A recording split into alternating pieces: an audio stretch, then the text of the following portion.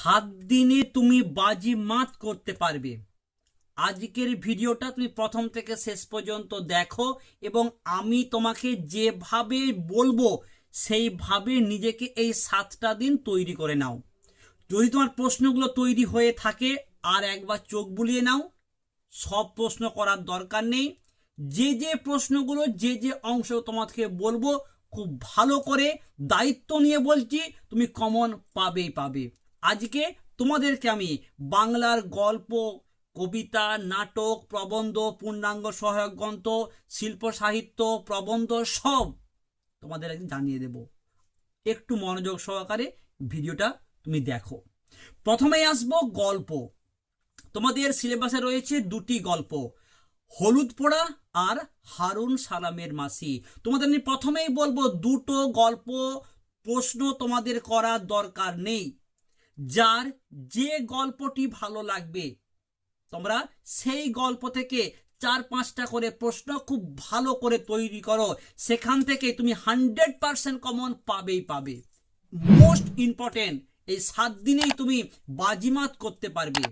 মনোযোগ সহকারে ভিডিওটা দেখো। প্রথমেই আসবো তোমাদের যে গল্প আছে হলুদ পোড়া আর হারুন সালামের মাসি।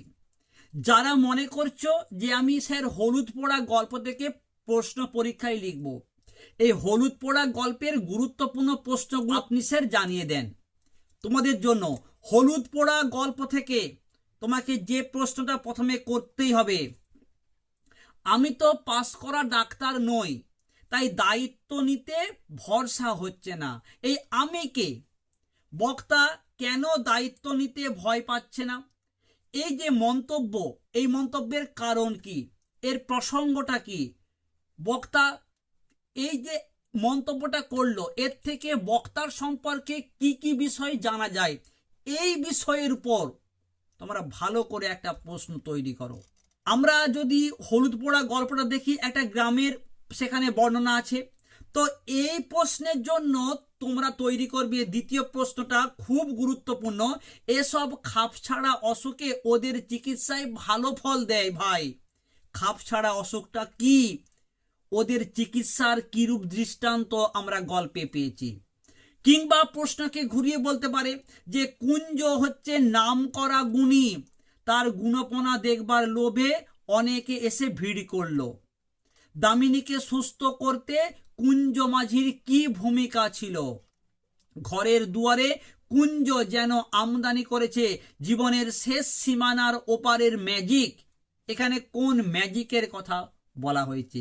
দেখো, একটা প্রশ্ন কিন্তু বিভিন্ন লাইন তুলে আসতে পারে।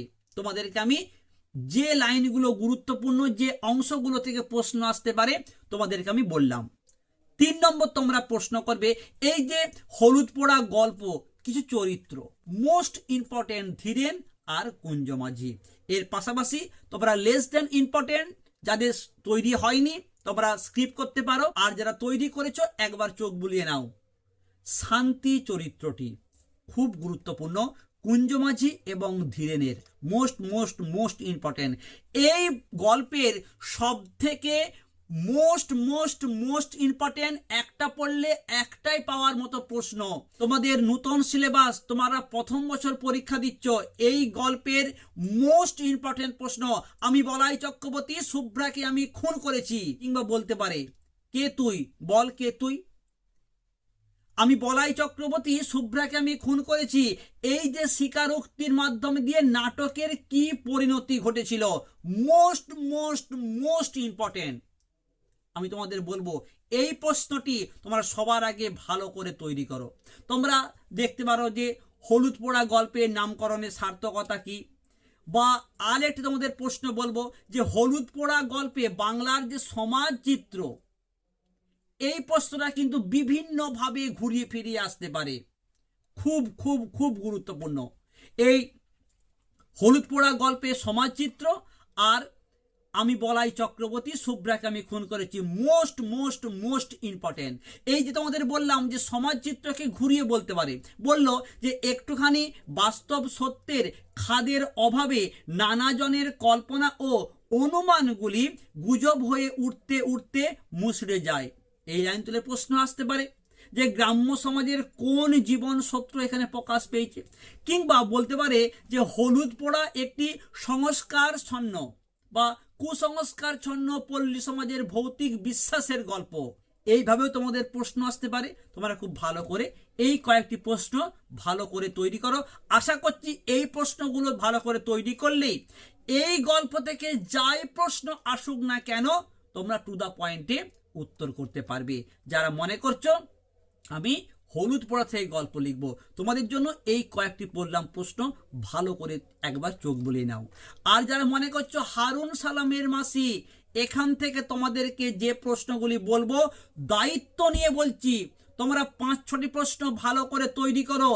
যা প্রশ্ন বলবো তাই প্রশ্নই তোমরা কমন পাবে, নিশ্চিত থাকতে পারো। প্রথম তোমরা প্রশ্ন করবে কি ভয়ানক প্রতিহিংসা নিবারণের ও কিছুই বলে না। মোস্ট মোস্ট মোস্ট ইম্পর্টেন্ট, কি কারণে নিবারণের প্রতিহিংসা, সে কিভাবে তার প্রতিহিংসাটা মিটিয়েছিল। অন্য লাইন তুলে প্রশ্ন আসতে পারে তোর এত রিস্ক কেন, বা বাপ ছেলেতে খুব বেঁধেছিল কি বিষয়ে, এর পরিণাম কি হয়েছিল। মোস্ট ইম্পর্টেন্ট প্রশ্ন, তোমাকে এই প্রশ্নটি ভালো করে তৈরি করতেই হবে। দ্বিতীয় প্রশ্ন, এই সব সময়ে গৌরবীর বড় কষ্ট হয় ও রেল লাইনের দিকে চেয়ে থাকে। ভিভিআই প্রশ্ন, কিংবা বলল কে মুখ সলা করবে কে জানে। গৌরবীর এই চিন্তা ভাবনায় হতাশা কেন, বা বলতে পারে গৌরবীর নিজের জন্য কষ্ট হলো কেন। মোস্ট মোস্ট মোস্ট ইম্পর্টেন্ট এই দুটি প্রশ্ন তোমাকে ভালো করে তৈরি করতে হবেই হবে। প্রশ্নকে ঘুরিয়ে যদি বলতে পারে যে বড় দুঃখ হলো গৌরবীর, তারপর মনে হলো তার চেয়ে হারার মা অনেক ভাগ্যবতী। গৌরবীর দুঃখের কারণ কি, তার চেয়ে হারার মা ভাগ্যবতী কেন। এই 3টা প্রশ্ন ভীষণ ভীষণ ভীষণ গুরুত্বপূর্ণ, তোমাকে ভালো করে তৈরি করতেই হবে।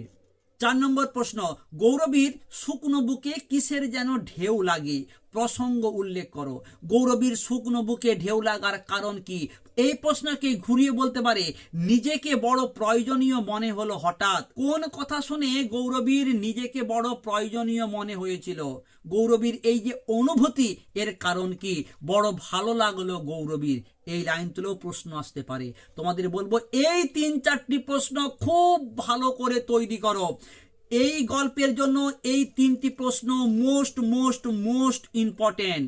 তোমরা নেক্সট প্রশ্ন করবে অসম্ভব দুশ্চিন্তা হলো গৌরবীর, তার নিজের আধপেটা অন্য জোটে কি না জোটে। তাছাড়া গৌরবী কেমন করে বা হারাকে ঠাঁই দেয়, হারা কি তার ধর্মের মানুষ না সমাজের। মোস্ট মোস্ট মোস্ট ইম্পর্টেন্ট এই 4টি প্রশ্ন তোমাকে ভালো করে তৈরি করতেই হবে। প্রশ্নকে ঘুরিয়ে বলতে পারে যে মাতৃত্বের কাছে জাতপাতের সংস্কার কিভাবে অর্থহীন হয়ে যায়। প্রশ্ন আসতে পারে গৌরবীর মাতৃত্বের পরিচয় দাও, ভীষণ ভীষণ গুরুত্বপূর্ণ। তোমাদের বলবো এই 4টি প্রশ্ন ভালো করে তৈরি করো। আর গৌরবীর চরিত্র, হারার চরিত্র ভালো করে দেখে নাও। এই 4-5টা তোমরা প্রশ্ন তৈরি করো, আশা করি এখান থেকেই তোমরা কমন পেয়ে যাবে। তোমরা প্রশ্ন দেখতে পারো শহরে গৌরবী আর হারার সমাজ অনেক বড় সমুদ্রের মতো। গৌরবীর আর হারার সমাজের পরিচয় দাও, শহরে তা সমুদ্রের মতো কেন। এই 4-5টি প্রশ্ন ভালো করে তৈরি করো। তোমাকে আমি দায়িত্ব নিয়ে বলছি, তুমি পরীক্ষার পর এসে কমেন্ট করবে, 100% কমন পাবেই পাবে। এরপরে চলে আসবো কবিতার অংশতে। তোমাদের সিলেবাসে রয়েছে 3টি কবিতা, প্রার্থনা, কেন এলো না আর তিমির হননের গান। তোমাদেরকে আমি বলছি এই বিষয়টা আগে ভালো করে বুঝে নাও। তোমাদের পরীক্ষাতে এই 3টা কবিতার মধ্যে যে কোনো 2টো কবিতা থেকে 2টি প্রশ্ন দেওয়া হবে, তোমাকে একটি প্রশ্নের উত্তর লিখতে হবে। আমি তোমাদের প্রথমেই বলবো তোমরা 1 নম্বরে রাখবে কেন এলো না এই কবিতাটি। কবিতাটাও বেশ সহজ আর প্রশ্নও কিন্তু খুব কম। 2 নম্বরে রাখো প্রার্থনা, এটাও মোটামুটি সহজ। আর তিমির হননের গান একটু কঠিন। তোমাদেরকে বলবো এই কবিতাটা তোমরা 3 নম্বরে রাখো এবং এখান থেকে 2-3টে প্রশ্ন ভালো করে তৈরি করো। তবে সবার আগে তোমাকে প্রশ্ন দেখতে হবে কেন এলো না। তোমরা এই কেন এলো না এই কবিতা থেকে প্রশ্ন করো। মোস্ট মোস্ট মোস্ট ইম্পর্টেন্ট, সেই মানুষ এখনো এলো না, কার কখন এ কথা মনে হয়েছিল, তার মধ্যে কি প্রতিক্রিয়া হয়েছিল বা তার মনের মধ্যে কি প্রতিক্রিয়া হয়েছিল, তার জন্য কারা কেন প্রতীক্ষা করছিল। তোমাকে প্রশ্নটা তৈরি করতেই হবে। তোমরা নেক্সট যে প্রশ্নটা করবে মোস্ট মোস্ট মোস্ট ইম্পর্টেন্ট, তুমি নিশ্চিত থাকতে পারো এই প্রশ্নটা আসার সম্ভাবনা 100% রয়েছে। এই প্রশ্নটা তোমরা কবিতা থেকে সবার আগে তৈরি করো। বারুদের গন্ধে ভরা রাস্তা দিয়ে অনেক অলিগলি ঘুরে মৃত্যুর পাশ কাটিয়ে বাবা এলো, ছেলে এলো না। বাবা কিভাবে ফিরে এসেছিলেন, ছেলে কেন ফেরত আসেনি? এই প্রশ্নটা মোস্ট ইম্পর্টেন্ট। এই প্রশ্ন থেকে প্রশ্ন আসতে পারে, ঘুরিয়ে বলতে পারে ছেলেটি রাস্তায় পা দিল, ছেলেটি কেন রাস্তায় পা দিয়েছিল, এর পরিণতি কি হয়েছিল, বা বলতে পারে কেন এলো না কবিতায়, কে কেন ফিরে আসেনি তা আলোচনা করো। সারাটা দিন ছেলেটা নেচে নেচে বেরিয়েছে, ছেলেটির এমন আচরণের কারণ কি, তার পরিণতি কি হয়েছিল। Most most most important. তোমাকে দুটো প্রশ্ন বললাম, ভালো করে তৈরি করো। 3 নম্বর তোমরা প্রশ্ন করো কেন এলো না কবিতাটির নামকরণের সার্থকতা। ওকে, আর তোমাকে আমি একটি প্রশ্ন বলছি, ফ্যান গালতে গিয়ে পাটা পুড়ে গেল, কার কেন এমন অবস্থা হয়েছিল। এই প্রশ্নকে ঘুরিয়ে আসতে পারে মা এখন বুনতে বসে কেবলই ঘর ভুল করেছে। এখন বলতে কোন সময়, মায়ের মানসিক অবস্থার বর্ণনা করো বা প্রসঙ্গ সহ তাৎপর্য লেখো। বলতে পারে যে কড়ার গায়ে খুন্তিটা আজ একটু বেশি রকম নড়ছে, এর কারণ কি, এর প্রসঙ্গ সহ তাৎপর্য লেখো। এই 3টি প্রশ্ন তোমরা সবার আগে ভালো করে তৈরি করো। আমি আবারও বলছি, ফ্যানটা গালতে গিয়ে পাটা পড়ে গেল, মায়ের যে মানসিক অবস্থা মোস্ট ইম্পর্টেন্ট একটি। আর দ্বিতীয় প্রশ্ন বললাম যে বাবা ফিরে আসলো, ছেলে আসলো না, বাবা কিভাবে ফিরে এসেছিল, ছেলে কেন আসতে পারেনি। আর 3 নম্বর প্রশ্ন বললাম যে সেই মানুষ এখনো এলো না, কার কথা বলা হয়েছে, তার মনের মধ্যে কি প্রতিক্রিয়া হয়েছিল, তার জন্য কারা কেন হচ্ছে প্রতীক্ষা করছিল বা অপেক্ষা করেছিল। এই 3টে প্রশ্ন মোস্ট ইম্পর্টেন্ট। আর এক্সট্রা রূপে তোমরা দেখতে পারো যে কেন এলো না কবিতার নামকরণের সার্থকতা। এই কবিতা থেকে যাই প্রশ্ন আসুক, তুমি যদি এই 4টে প্রশ্ন তৈরি করো, টু দ্য পয়েন্টে তুমি উত্তর লিখে আসবে। জোর করে তোমাকে আমি জানিয়ে দিচ্ছি, পারবে পারবে লিখতে, ভালো করে একটু বুঝে তৈরি করে নাও। নেক্সট কবিতা আসবো প্রার্থনা। এই কবিতা থেকে তোমাদেরকে আমি 4 থেকে 5টি প্রশ্ন বলবো, ভালো করে তৈরি করো। প্রথম প্রশ্ন, চিত্ত যেথা ভয় শূন্য, উচ্চ যেথা শির, প্রসঙ্গ সহ তাৎপর্য। দ্বিতীয় প্রশ্ন, প্রার্থনা কবিতায় কবি কিভাবে ভারতবর্ষকে জাগরিত করার কথা বলেছেন, তার নিজের ভাষায় লেখো। এই প্রশ্নটা মোস্ট ইম্পর্টেন্ট। ঘুরিয়ে আসতে পারে যে ভারতের সেই স্বর্গে কর জাগরিত, কবি প্রার্থনা কবিতায় কিভাবে ভারতবর্ষকে স্বর্গে জাগরিত করার কথা বলেছেন। কিংবা বলতে পারে প্রার্থনা কবিতায় কবি কেমন সমাজের স্বপ্ন দেখেছেন। ওকে, একই প্রশ্ন। 3 নম্বর তোমরা প্রশ্ন করো, তুমি সর্বকর্ম চিন্তা আনন্দের নেতা, এখানে তুমি বলতে কার কথা বলা হয়েছে, তাকে কেন সর্বকর্ম চিন্তা আনন্দের নেতা বলে কবি মনে করেছেন, এর কারণ কি, মোস্ট ইম্পর্টেন্ট। আর 4 নম্বর তোমাকে প্রশ্ন বলছি, নিজ হস্তে নির্দয় আঘাত করি পিত, পিত বলতে এখানে কার কথা বলা হয়েছে, কাকে কোথায় আঘাত করার কথা বলা হয়েছে। আর তোমাকে এক্সট্রা রূপে একটা প্রশ্ন বলছি 5 নম্বরে, প্রার্থনা কবিতার বিষয়বস্তু উল্লেখ করে নামকরণের সার্থকতা। এই 4-5টা প্রশ্ন তুমি যদি তৈরি করতে পারো, এই কবিতা থেকে যাই প্রশ্ন আসুক তুমি টু দা পয়েন্টে উত্তর লিখতে পারবে, নিশ্চিত তুমি থাকতে পারো, পাবেই পাবে। ওকে, এরপর আসবো তিমির হননের গান। ওই 2টি কবিতা তোমার ভালো করে তৈরি করো, ওখান থেকে তুমি নিশ্চিত থাকতে পারো একটা প্রশ্ন কমন পাবে। তবুও আমি তোমাদের এই কবিতা থেকে 2 কি 3টে প্রশ্ন জানিয়ে দিচ্ছি। মোস্ট ইম্পর্টেন্ট এই কবিতা থেকে যে প্রশ্নটা, সেটা হলো তিমির হননের গান কবিতাটি কোন প্রেক্ষাপটে লেখা, কবি কেন তিমির বিলাসী নয় তিমির বিনাশী হতে চেয়েছেন। Most most most important. তোমরা প্রশ্ন করবে জীবিত বা মৃত রমণীর মতো ভেবে অন্ধকারে মহানগরীর মৃগনাভি ভালোবাসি, প্রসঙ্গ সহ তাৎপর্য। তোমরা প্রশ্ন করো যে সেই সব রীতি আজ মৃতের চোখের মতো, কোন রীতির কথা বলা হয়েছে, তাকে মৃতের চোখের মতো মনে হয়েছে কেন। আর একটি আমাদের প্রশ্ন বলছি, তিমির হননের গান কবিতার মাধ্যমে কবি সমাজকে কোন বার্তা দিতে চেয়েছেন। এখানে কবি সত্তার প্রকাশ যে ঘটেছে তার নিজের ভাষায় লেখো। এই চারটি তোমাদের প্রশ্ন বললাম, কিন্তু আবারও বলছি, সবার আগে তোমরা তৈরি করবে কোনটা, কেন এলো না, দেন প্রার্থনা। তাহলেই তোমরা একটা প্রশ্ন শিওর কমন পেয়ে যাবে। এরপর চলে আসবো, তোমাদের নাটক রয়েছে একটি, নানা রঙের দিন, অজিতেশ বন্দ্যোপাধ্যায়ের। দেখো এখানে কিন্তু কোনো বিকল্প নেই, তোমাকে এই নাটকটি থেকেই প্রশ্ন তৈরি করতে হবে এবং এখান থেকেই তোমাকে দুটো প্রশ্ন দেওয়া হবে, তোমাকে একটি প্রশ্নের উত্তর লিখতে হবে। তোমরা এই নাটক থেকে 5-6টি প্রশ্ন খুব ভালো করে তৈরি করো। প্রথম তোমরা তৈরি করবে রজনীকান্তের চরিত্র, ভীষণ ভীষণ গুরুত্বপূর্ণ, বেশ পয়েন্ট করে সুন্দরভাবে তোমরা তৈরি করো। দ্বিতীয় প্রশ্ন, আমি রোজ লুকিয়ে লুকিয়ে গ্রিন রুমে ঘুমাই চাটুর্যে মশাই, কেউ জানে না। আপনি বামুন মানুষ, মিছে কথা বলবো না, একেবারে বেঘরে মারা পড়বো। দেখো আমি 3টে অংশ বললাম, প্রশ্ন কিন্তু একই আসবে, যে বক্তাকে তিনি কেন গ্রিন রুমে ঘুমায়, বক্তাকে তিনি কেন বেঘরে মারা পড়বেন, বক্তাকে তিনি কেন বামুন মানুষের পায়ে ধরেছিলেন, প্রসঙ্গ সহ তাৎপর্য লেখো। দ্বিতীয় প্রশ্ন গেল, তোমাকে ভালো করে তৈরি করতেই হবে।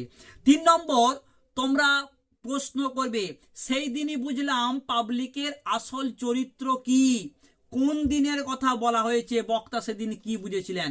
প্রশ্ন আসতে পারে ঘুরিয়ে, সেই রাতেই জীবনের প্রথম মোক্ষম বুঝলুম। তোমাদের প্রশ্ন আসতে পারে ঘুরিয়ে, এই পবিত্রতার নামাবলীটা সেই দিনই হঠাৎ ফাঁস হয়ে গেল আমার কাছে। অভিনেতা মানে একটা চাকর, একটা ক্লাউন, একটা জোকার। এইভাবে কিন্তু আমাদের প্রশ্ন আসতে পারে। 3 নম্বর প্রশ্ন গেল। তোমরা 4 নম্বর প্রশ্ন করো, আমাদের দিন ফুরিয়েছে। প্রশ্ন ঘুরিয়ে আসতে পারে, শিল্পকে যে মানুষ ভালোবেসেছে তার বার্ধক্য নেই কালীনাথ। মৃত্যু ভয়ের উপর আমি হাসতে হাসতে ডাকাতিও করতে পারি। প্রাক্তন অভিনেতা রজনী চাটুর্যের প্রতিভার অপমৃত্যুর করুণ সংবাদ কে বলেছে, এই অপমৃত্যু কিভাবে ঘটেছে বলে বক্তা মনে করেন। Most most most important. এই প্রশ্নকে এবার ঘুরিয়ে বলতে পারি যে আর জীবনের ভোর নেই, সকাল নেই, দুপুর নেই, সন্ধেও ফুরিয়েছে, এখন শুধু মাঝরাত্রির অপেক্ষা। ভীষণ গুরুত্বপূর্ণ প্রশ্ন, মোস্ট ইম্পর্টেন্ট। যারা বলে যে নাট্যাভিনয় একটি পবিত্র শিল্প, তারা সব গাধা। বক্তার এমন উক্তির কারণ কি? তোমার ওই পাবলিক, আমি কাউকে বিশ্বাস করি না। দেখো এতগুলো আমি কিন্তু প্রশ্ন বললাম, তোমাদের কিন্তু প্রশ্ন মূলত একটাই আসবে, রজনীকান্তের পাবলিক সম্পর্কে যে মতামত, পাবলিক সম্পর্কে তার যে ধারণা, এটা ভীষণ ভীষণ ভীষণ গুরুত্বপূর্ণ। তাহলে তোমরা 3টে প্রশ্ন করছো, একটা হচ্ছে রজনীকান্তের চরিত্র, 2 নম্বর বললাম যে কালীনাথ যে রোজ লুকিয়ে লুকিয়ে গ্রিন রুমে ঘুমায় কেন, 3 নম্বর তোমাকে বললাম যে রজনীকান্তের পাবলিক, ওই টিকিট কাটা খদ্দের, এদের সম্পর্কে কি মতামত। এই 3টা প্রশ্ন তোমাকে ভালো করে তৈরি করতেই হবে। এই 3টে প্রশ্ন ভালো করে তৈরি করলেই আশা করছি তোমরা এখান থেকেই কমন পেয়ে যাবে। 3টে প্রশ্ন বললাম, 100% তোমরা কমন পাবেই পাবে, ভালো করে তৈরি করো। এরপর চলে আসবো পূর্ণাঙ্গ সহায়ক গ্রন্থ ডাকঘর। এই ডাকঘর থেকে তোমাদের 4টে প্রশ্ন দেওয়া হবে, তোমাকে 2টো প্রশ্নের উত্তর লিখতে হবে। এখান থেকেও তোমাকে আমি 5-6টি প্রশ্ন জানিয়ে দেব, তুমি সেখান থেকে 2টো প্রশ্ন শিওর কমন পেয়ে যাবে। তোমরা ডাকঘর থেকে প্রথমে প্রশ্ন করবে চরিত্র, বেশ ভালো করে পয়েন্ট করে তৈরি করবে। কি কি? অমলের, মাধব দত্ত এবং ঠাকুরদা। আমি তোমাকে আবারও বলছি, এই 3টের মধ্যে মোস্ট ইম্পর্টেন্ট হচ্ছে অমল এবং ঠাকুরদা। ভিভিআই তোমাকে তৈরি করতেই হবে। প্রথম প্রশ্ন। তোমরা 2য় প্রশ্ন তৈরি করবে, অমল বলছে আজকে যে বড় হলে আমি রাজার ডাক হর করা হব। এই ইচ্ছা বক্তা কখন কোন প্রসঙ্গে করেছিল, তোমাকে ভালো করে তৈরি করতে হবে। প্রশ্ন করো যে ও চলে গেলে আমার ঘর আর ঘরই থাকবে না, কে কার সম্পর্কে এ কথা বলেছে। এই উক্তির মাধ্যমে বক্তার যে মানসিকতা প্রকাশ পেয়েছে তার উল্লেখ করো। তোমাদের আমি এই প্রসঙ্গে বলে দিই, এই যে তোমাদের বললাম যে চরিত্র পড়বে, গল্প বলো, কবিতা বলো, নাটক বলো কিংবা ডাকঘর, তোমাদের চরিত্র সব সময় যে তোমাকে সরাসরি প্রশ্ন করা হবে তা কিন্তু নয়। তোমাদেরকে যেমন আমি বললাম যে ডাকঘর নাটকের গুরুত্বপূর্ণ হচ্ছে অমল আর ঠাকুরদা, তারপর বললাম যে মাধব দত্ত। তোমাদের হয়তো প্রশ্ন বলল তুমি যে ছেলে খেপাবার সর্দার, কে কার সম্পর্কে এ কথা বলেছে, মন্তব্যটির আলোকে বক্তার চরিত্র লেখো।